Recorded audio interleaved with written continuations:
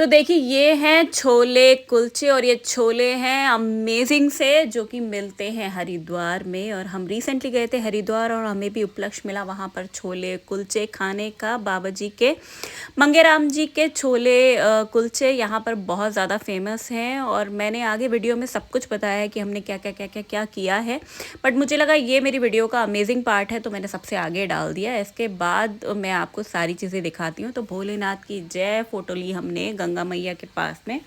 ऊपर गए थे हम माता रानी के दर्शन के लिए। रात में निकले थे हम, रात को 3-3:30 बजे। तो ऐसा हो रहा था रात लग रही थी बिल्कुल।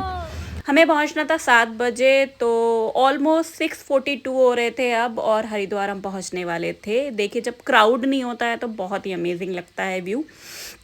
बाहर पहुंच गए थे हम हरिद्वार और बन रही थी हमारी चाय। तो ये महाराज हमारे साथ बैठे हुए थे तो इन्होंने हमारा बिस्किट ले लिया, मतलब हमने ही दे दिया। ये रहा हमारा बिस्किट, हमने दे दिया। ये आ गई मेरी चाय, एक अच्छी थी। तो ये पहली चाय हमारी दिन की।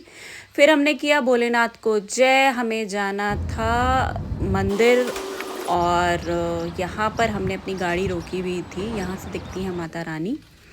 ये दोनों हमारे गाड़ी के सामने ब्रश कर रहे थे और गंदगी कर रहे थे, बट दैट्स ओके, क्योंकि सुबह उठ के सबको, क्योंकि आई थिंक 8-9 बज रहे थे। ये मैं ट्राई कर रही थी थोड़ी सी ब्लॉगिंग, जो कि मुझे बिल्कुल भी नहीं आती है। तो यहाँ पे हमें रुकना था 2 घंटे, तो हमने थोड़ा थोड़ा चल के अपना टाइम स्पेंड किया, क्योंकि मैं हो गई हूँ बहुत ज़्यादा मोटी और मुझे चलना चाहिए, चलती मैं हूँ नहीं।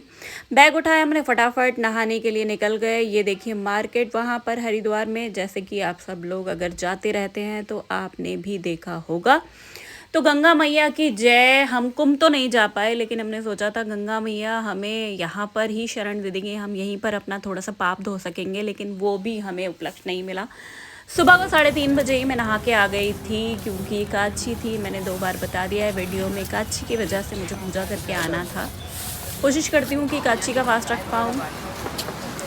ये मिल रहे थे भैया जी ट्रैक्टर, और मुझे किसी ने दिलाई नहीं। और आगे मिल रहे थे रुद्राक्ष, और रुद्राक्ष का होता है फल। यहाँ पर ना एक अमेजिंग सा फैक्ट बताती हूँ। ऐसे लोग सक्रिय हैं, कुछ ऐसा गिरोह।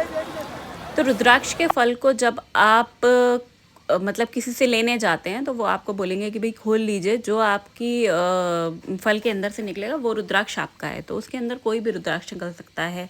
उसमें आप 1 मुखी, 2 मुखी, 3 मुखी, पंचमुखी, कोई भी रुद्राक्ष निकल सकता है और वो आप ले सकते हैं। तो ये होता है देखिए फल, ये रुद्राक्ष का पेड़ होता है और उस पे ऐसे ये फल लगते हैं।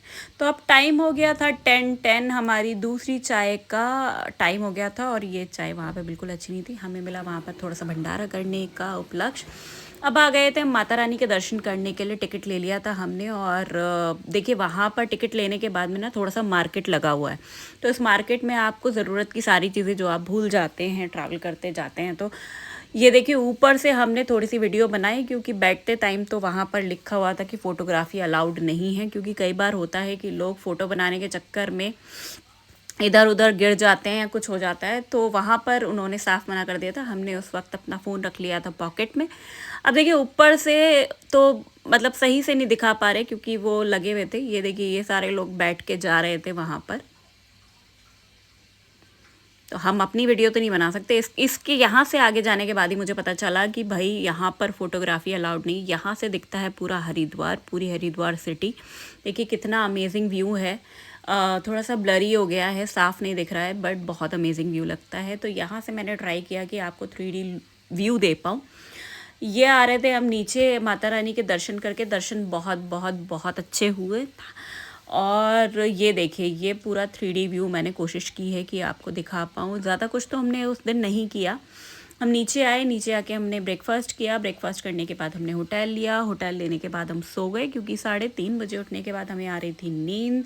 शाम को फिर से हम उठे और हमने फिर से खाना वाना खाया और हम फिर से सो गए।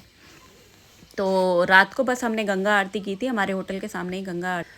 तो अगले दिन गंगा मैया को बोलकर जय हम लोग निकल पड़े थे। तभी हमने आते टाइम पे मंगेराम जी के छोले कुलचे खाए थे, जो कि यूट्यूब पे आपने काफ़ी सारी वीडियोस देखी होंगी। ये था दाल का सूप, और हमने लिए थे 2 plate chole kulche and dal.